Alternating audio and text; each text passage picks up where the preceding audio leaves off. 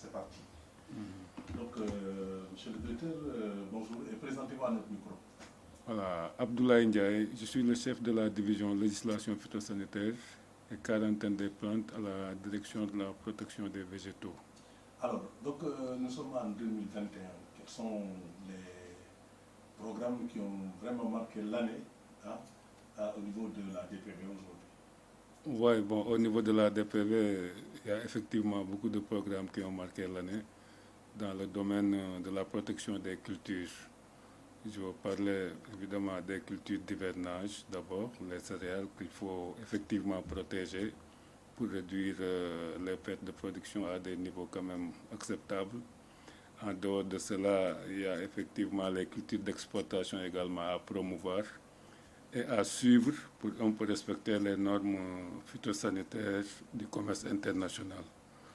Et là, j'avoue qu'on pourrait peut-être citer les filières horticoles, la filière arachidière que nous avons effectivement suivi d'arrache-pied avec, disons, une équipe d'inspecteurs phytosanitaires mobilisés vraiment à faire respecter les exigences des marchés de destination. Alors, avant de faire un pas en arrière, peut-être sur l'arachide, parlons peut-être des cultures horticoles et avec la mangue aujourd'hui qui fait l'actualité. Ok, voilà. Vous avez eu à faire un peu l'état des lieux avant le démarrage de la campagne. Exact. Oui. Et qu'est-ce que vous avez changé fondamentalement cette année, n'est-ce pas, en tout cas pour attaquer cette campagne mangue? Voilà, merci beaucoup, M. Kidira. Donc, dans le cadre de cette campagne d'exportation de mangue, il faudrait dire qu'il y a eu au niveau de l'Union européenne notre partenaire, donc en tout cas pour ces échanges de produits agricoles, une nouvelle réglementation phytosanitaire qui est rentrée en vigueur, disons, en 2019. Une réglementation assez contraignante qui justifie un peu, en tout cas, une concertation de toutes les parties prenantes pour prendre des dispositions salutaires pour cette filière mangue. Et en quoi faisant, c'est qu'il fallait effectivement, pour rassurer nos partenaires commerciaux de l'Union européenne, il fallait dégager un plan d'action consensuel avec, disons, tous les acteurs de la filière, parce qu'en amont de la production, il y avait beaucoup d'autres actions, disons, que ces opérateurs et producteurs devraient engager pour un peu garantir la qualité du produit au bout. Ce que nous appelons un peu la démarche systémique.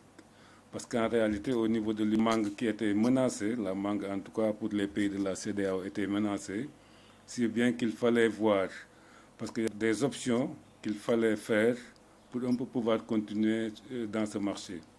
Donc la mangue devait provenir soit d'un pays exempt de mouches de fruits, ce qui n'est pas nous, un pays, une zone, j'allais dire, de production exempte, ce qui n'est pas également notre cas, ou bien un pays, disons, pratique le traitement un peu post-récolte. Et là également, c'est des techniques qui ne sont pas souvent à notre portée. C'est des traitements au froid, à la chaleur, qui effectivement ont besoin, en tout cas en matière d'électricité, ce n'était pas évident. Donc nous avons essayé de faire une approche systémique, comme on le dit, donc qui intègre toutes les bonnes méthodes depuis la production jusqu'à la récolte. Et pour cela, il fallait l'engagement, disons, de tous les producteurs, les exportateurs, pour effectivement faire ce travail en amont au niveau des vergers. Il fallait faire la sanitation des vergers, évidemment respecter les bonnes pratiques agricoles pour qu'au bout, qu'on puisse quand même, disons, exporter un produit de qualité. Et là, je pense qu'à ce niveau, la DPV a un travail assez remarquable, parce que depuis le mois de mars, février, mars déjà, nos équipes étaient sur le terrain pour un peu apprécier le niveau d'exécution de cette démarche qui était, disons, déjà dans un dossier que nous avons transmis à l'Union européenne et qu'il avait accepté. Bon, chemin faisant, aussi bien au niveau des zones de production qu'au niveau du conditionnement, il fallait mobiliser tout le monde pour effectivement qu'on puisse se maintenir sur ce marché. Alors, cette synergie d'action, elle n'a pas posé problème? Les acteurs ont adhéré? Oui, pour cette synergie d'action, c'est vrai que les acteurs ont adhéré, mais qu'on a amélioré. Parce que pour cette campagne, quand même, pour ces deux premières campagnes d'approche systémique, on peut s'estimer quand même heureux. Bien vrai que maintenant, il y a encore des choses à améliorer. C'est ce qui n'ont pas encore complètement compris les enjeux. Et là, nous allons faire un travail de sensibilisation. Parce que c'est que dans ces conditions que la filière-là pourrait véritablement respecter un peu les normes du commerce international, pour la mangue en tout cas. Alors, la qualité SPS, c'est toujours de la vigueur, ou alors? Oui, c'est ça. Du point de vue qualité sanitaire, phytosanitaire, effectivement, ça s'est traduit. Parce qu'en réalité, si on fait le point aujourd'hui, bon, disons, non seulement on a mobilisé, disons, un dispositif phytosanitaire assez important, bon, ce qui nous a permis d'être pratiquement partout, dans toutes les stations de conditionnement où on faisait, en tout cas, la mangue. Donc, on a mobilisé pratiquement une quarantaine d'inspecteurs phytosanitaires durant cette campagne. Et on a eu des retours, des rapports d'inspection, plus de 5 phytosanitaires. Nombre de missions qui dépasse également les 500, ce qui veut dire qu'on a été vraiment auprès de ces opérateurs pour rassurer. Et du point de vue volume des exportations également, ça s'est bien traduit. Parce qu'on a eu cette année un volume quand même assez acceptable, en fait un volume respectable, presque de 21 000 tonnes et poussières. Ce volume que nous n'avons eu qu'en 2018. Une première fois, c'était en 2018. Et cette année 2021, malgré le contexte Covid, quand même, il faut reconnaître que le bilan est positif. Et jusqu'à présent, en termes de notification, c'est encore minime par rapport à d'autres pays. Donc, on peut s'en féliciter. Donc, le même charrier 21 000 tonnes. Et vous avez ouvert cette année combien de sites de conditionnement de mangue cette année? Oui, cette année, après, il y avait une vingtaine de sites de conditionnement de la mangue.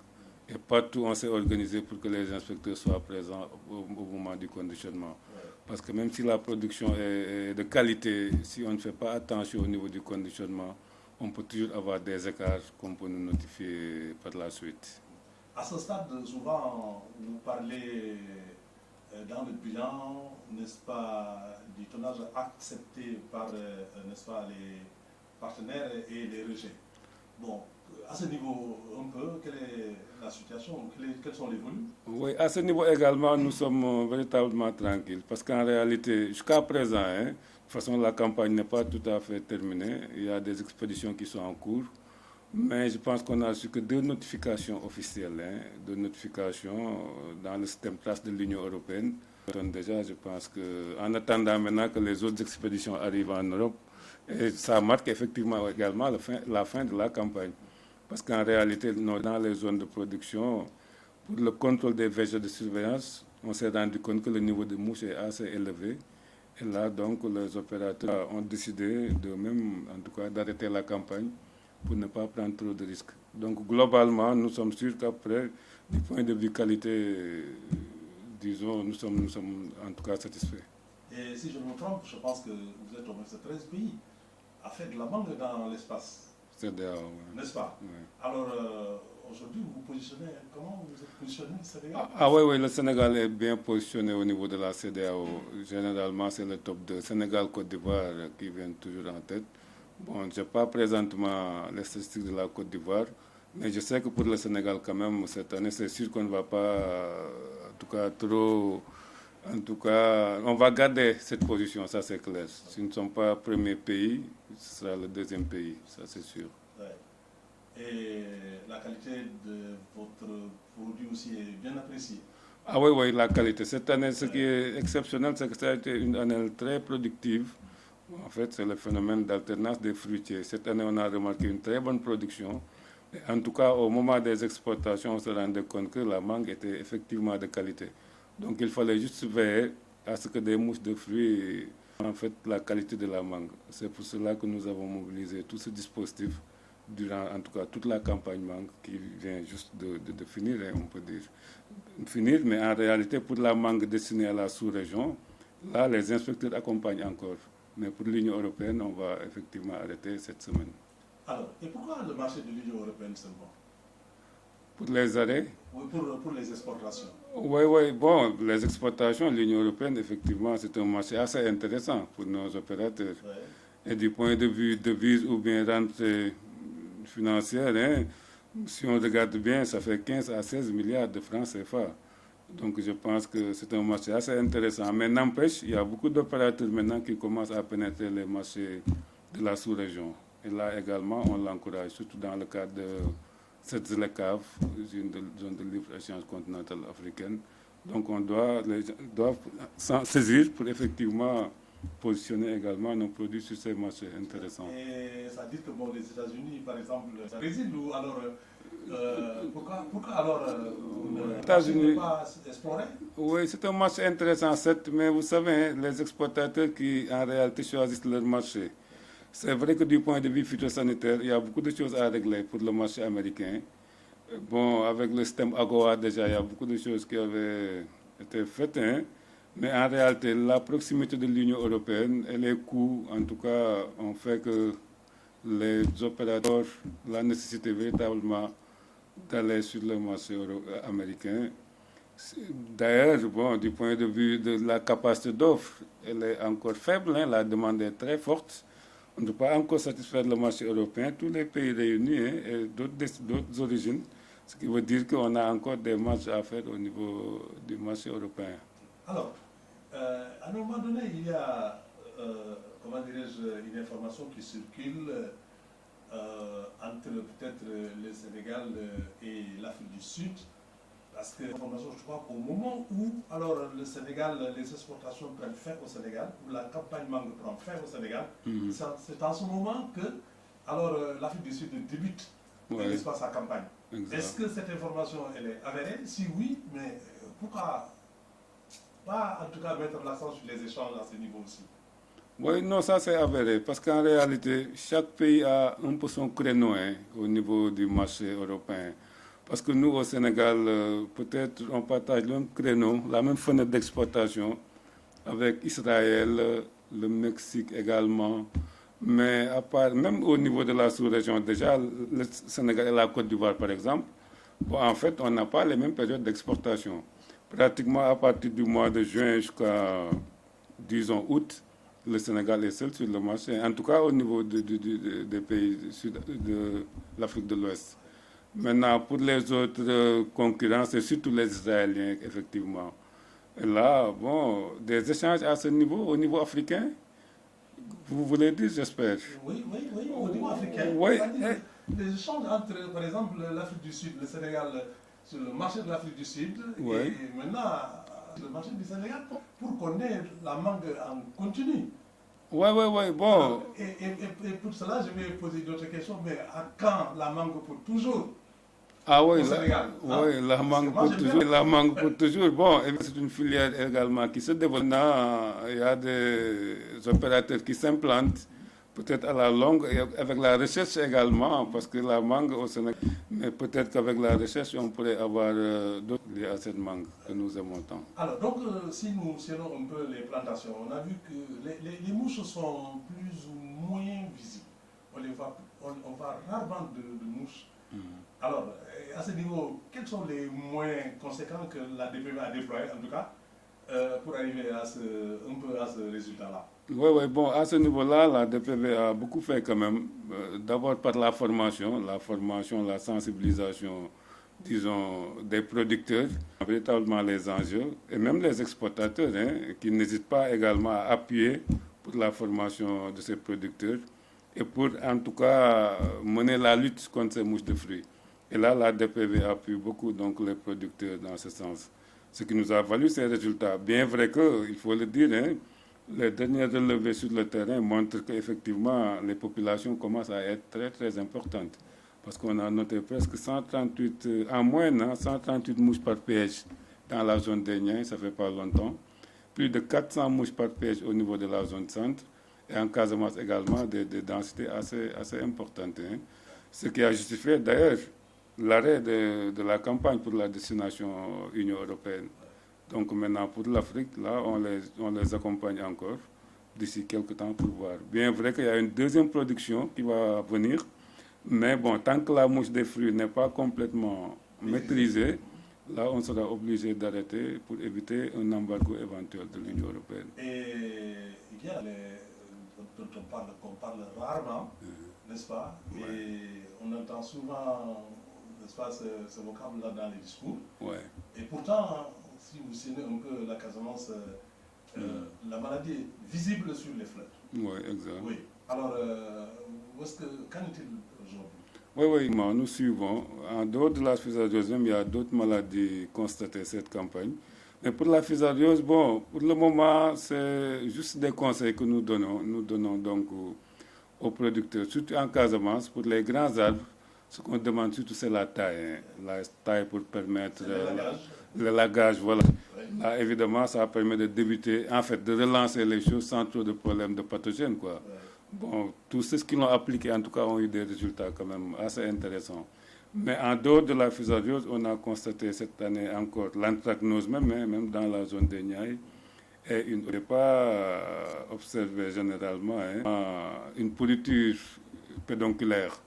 Donc on en a déjà isolé ici au niveau du laboratoire phytopathologie de la DPV. C'est une situation que nous suivons. Et puis, évidemment, d'ici là, on va certainement, disons, dégager un paquet, disons, de conseils pour faire face à ces agents pathogènes qui peuvent également impacter négativement la production et les exploitations de mangue. Donc on retient qu'au stade actuel, vous êtes à presque à 21 000 tonnes d'exportation. Exact, à 21 000 tonnes et la campagne n'est pas tout à fait terminée. Ce qui veut dire qu'on a battu tous les records. Et moins de notification de rejet. Et de rejet également, Ouais. ça je le rappelle également. Ouais. Donc ce qui est quand même un bilan qu'on peut juger positif. Et à l'arachide aussi, à un moment de l'arachide. Oui, c'est vrai. Nous Ouais. étions sur l'arachide, une filière également d'intérêt pour notre pays. En tout cas, dans le cadre de ce protocole avec la République populaire de Chine, nous avons effectivement, disons, encadré les exportations de graines d'arachide. Et là également, du point de vue en tout cas sanitaire et phytosanitaire, le bilan est positif également. Parce que nous sommes pratiquement à presque 500 000 tonnes, disons converties en coque, l'arachide graine qu'on exporte. Mais converties à presque 500 000 tonnes de coque exportées en Chine et d'autres destinations. Mais globalement, ça s'est très bien passé, bien vrai que ça n'a pas été facile. Beaucoup d'opérateurs, du point de vue organisationnel, il y a des choses à revoir, la chaîne logistique, les retards notés. Mais globalement, jusqu'au jour où je vous parle comme ça, on n'a reçu aucune notification de non-conformité venant de nos partenaires chinois.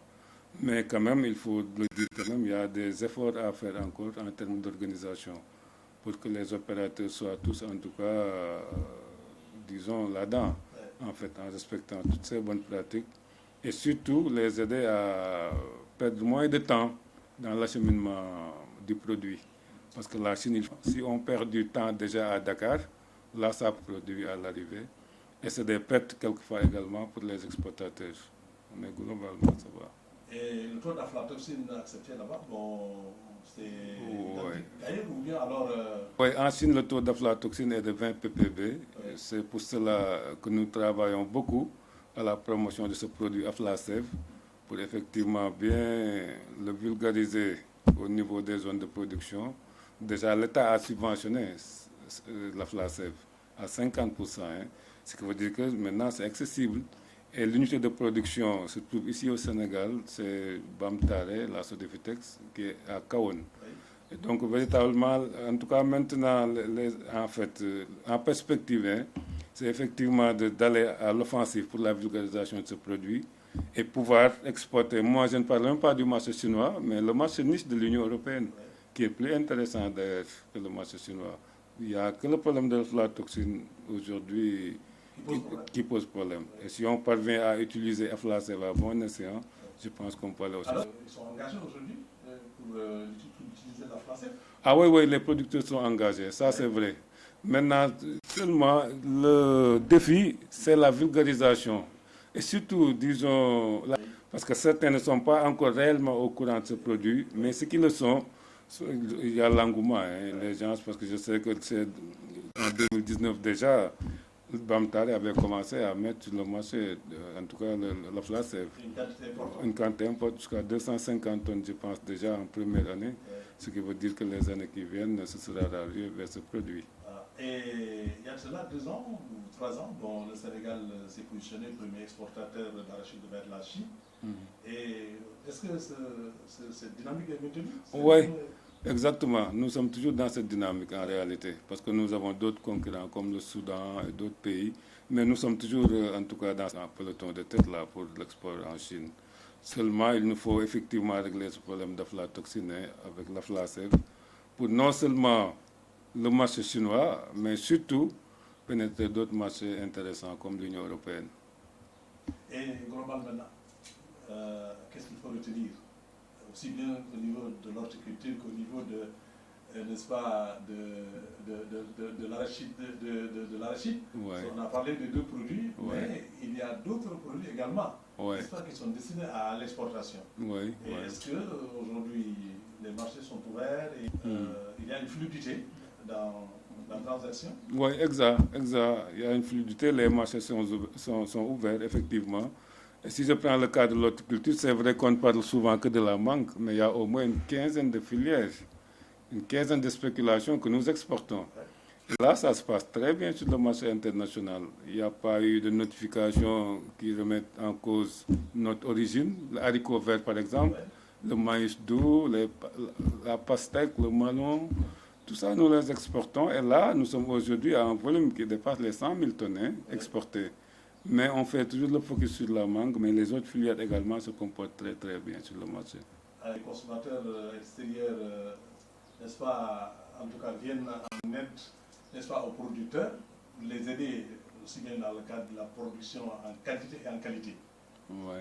Est-ce que souvent vous recevez des missions? Ah oui, oui, là, on reçoit des missions pour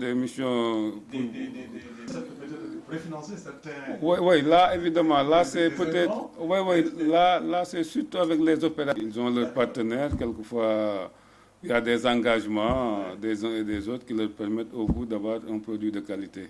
Mais là, en détail, c'est au niveau des opérateurs qu'on pourrait avoir ces informations. Voilà, et maintenant, pour terminer, qu'est-ce qu'il dit pour ne pas dire le mot de la fin, qu'est-ce que j'ai oublié de demander? Oui, bon, globalement, pour terminer, il faut dire que c'est des filières en marche, bon, qui ont besoin d'être soutenues. Je sais que ceux qui y sont, en tout cas, sont devenus très conscients des enjeux et tiennent compte de beaucoup de facteurs pour effectivement garantir l'origine Sénégal. Maintenant, en termes d'organisation, évidemment, ce n'est pas toujours parfait, mais bon, on va essayer en tout cas d'améliorer au fur et à mesure. Parce que nous, on a constaté que durant ces dernières années, en tout cas dans les filières arachidières, les gens commencent à comprendre les enjeux du commerce international. Et même comme preuve, cette année par exemple pour la filière mangue, il y a beaucoup d'opérateurs qui ont décidé eux-mêmes d'arrêter la campagne sans que la DPV n'intervienne. Ce qui veut dire que les gens ont pris un peu conscience des enjeux et ne voudraient pas prendre certains risques sur ces marchés. C'est ça. Ouais, ouais, Alors, chaque étonné craint l'eau froide. Voilà. Voilà. Cas, Merci, directeur. Voilà, merci beaucoup. D'avoir accepté cet entretien. Merci. Tout est en 5 à 10 minutes en Wolof. Ouais, mais... Tey, donc, En 5 minutes. directeur tey fi mu toll nii Sénégal bokk na réew yoo xam ne rek ñoom ñoo maanaam suubu bu baax ci njabootu ci mbéyum mango. su ma ko mënee waxee noonu. ak jaay mango bitim réew. ak gerte ak yeneen maanaam xeet yoo xam ne rek maanaam mbéyum noor la. di nga xam ne rek Sénégal moom loolu. waa bitim réew bëgg nañ te nag mango moo xew dañ jamono juñ toll nii. alors daanaka exportation bi li ci des bareetul. gerte gi moom jeex na ñu ngi ci nawet bi léegi nag lan la ñu war a mën a tënk ci loolu yëpp ci loo xam ne rek maanaam waajtaay bi la ak liggéey bi. ak njaay mi ak ay yenn tolof yoo xam ne rek am na. te ñu war ko war a mën a doon ay saafara. waaw jërëjëf El Hadj Moussa laaj bu am solo la. waaw mën nañ ni daal bu ñu commencé ci filière horticole yi maanaam particulièrement mango bi parce que moom moo nekk en cours fi mu nekk nii. mën nañ ni dëgg la conditions yi ñu exporté léegi xaw na jafe trop parce que ci marché international surtout Union européenne dafa am ay réglementation yu bees ay chartes yu bees yoo xam ni foog nga respecté ko pour mën a exporter.